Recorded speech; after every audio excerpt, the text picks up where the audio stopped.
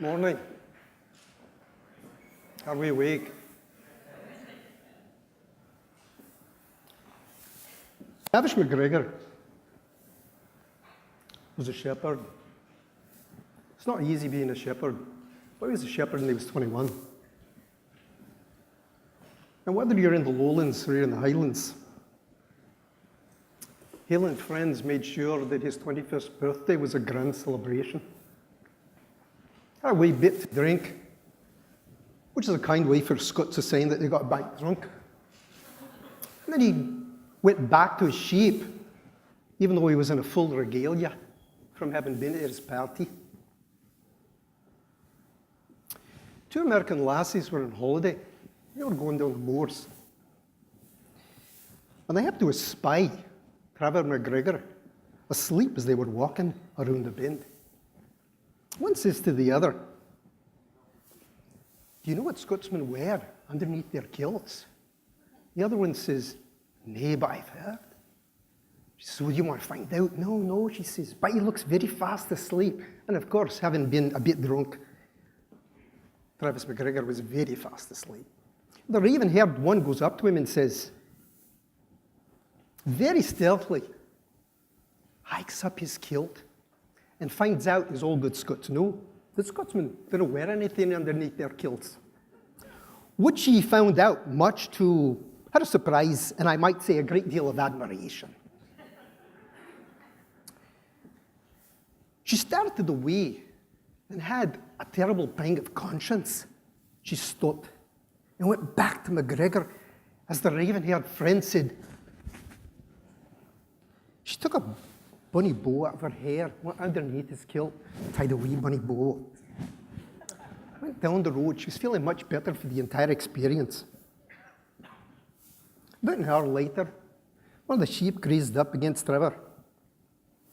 And McGregor woke up, stood up to his 2 meter and 12 stone, felt a mighty call of nature, and went behind the rock. Picked up his kilt, felt a wee bit strange.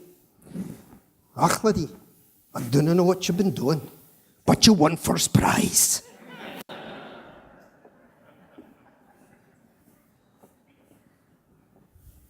So, and I'm sorry to tell you, I don't actually speak like that.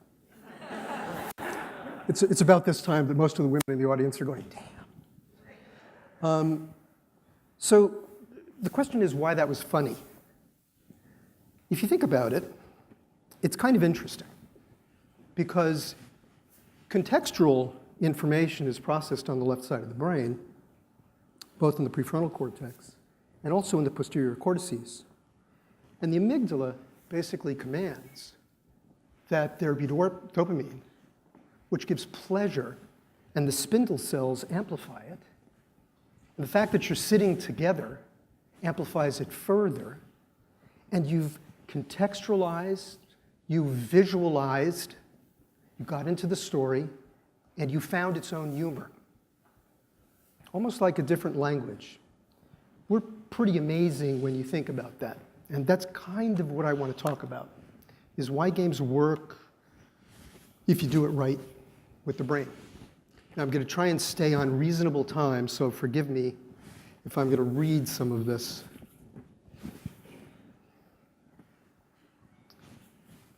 The Chan Et-Ur is a 33.86 petaflop computer. It's in the National Supercomputer Center in Guangzhou. It's been the fastest supercomputer in the world for about 2 years. Most people don't understand what 33.86 times 10 to the 15th is, so let me put it into context for you. In the time that it took me to simply identify what the computer was and where it was located, the computer has the ability to have transferred the text word of every person ever to have lived on this earth from the beginning of the time to present, times 2.